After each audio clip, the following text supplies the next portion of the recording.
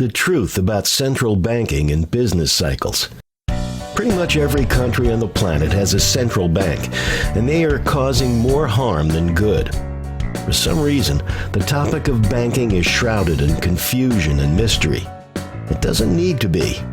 Banks provide an essential service in market economies, and when governments create a central bank, it throws a wrench into everything. To understand the problems with central banking, we first need to understand what banks are supposed to do in a free market. Simply put, banks coordinate people's plans, the plans of savers and consumers. As we already know, when somebody saves their money in a bank, it becomes available for an entrepreneur to borrow. But banking isn't just about paper changing hands. We've got to dig a little deeper. That money represents something, the ability to consume goods and services. When you have $1, you have the ability to purchase a candy bar. When you don't, you don't. Here's what that means. When somebody saves money at a bank, they're choosing to forego their consumption and allow somebody else to consume in their place. Why is this coordination important? Because at any given time, there are only a certain amount of goods and services in the economy. And if our plans aren't coordinated, there's no way to know what projects we're able to undertake. Turns out, which projects entrepreneurs start is strongly influenced by the interest rate, how expensive it is to borrow money. In a free market, interest rates are determined by the balance between savers and consumers. The more people save, the more funds become available to lend, and the lower the interest rate.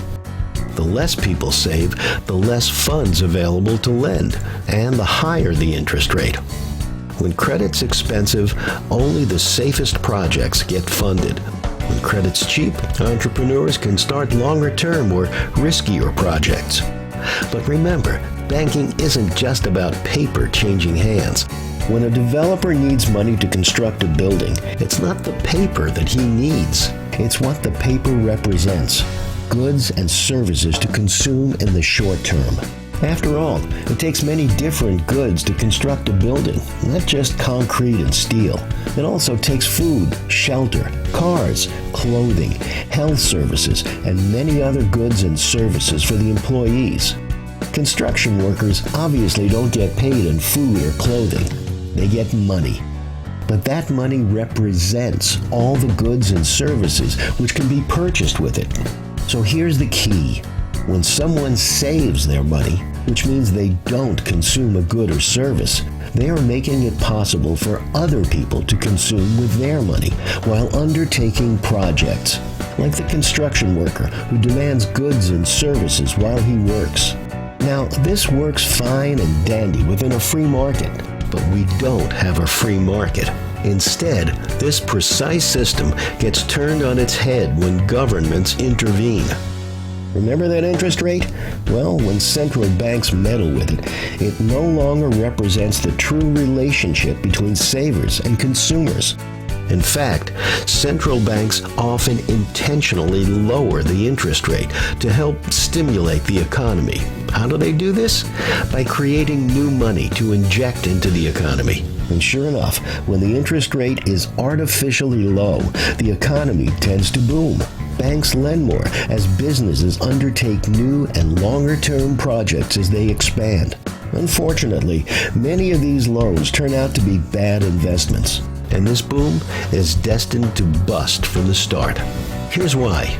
Instead of what happens in a free market, where one person's savings is another's consumption, loans not backed by savings result in both parties trying to consume at the same time.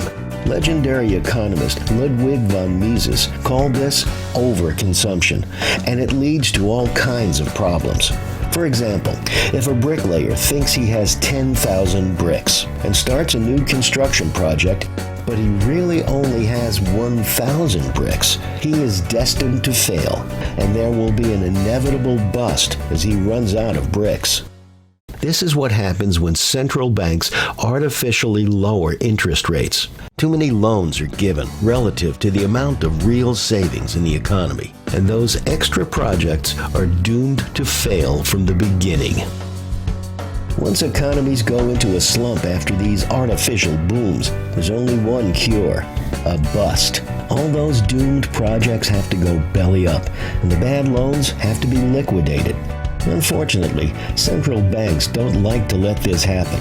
Instead, they usually try to create more money and lower interest rates even further. This just adds fuel to the fire and makes the crash that much worse. Think about it. If all we needed to be wealthy was paper with numbers on it, we could solve everyone's economic problems just by turning on a printing press. But governments have been trying that throughout history. It doesn't work.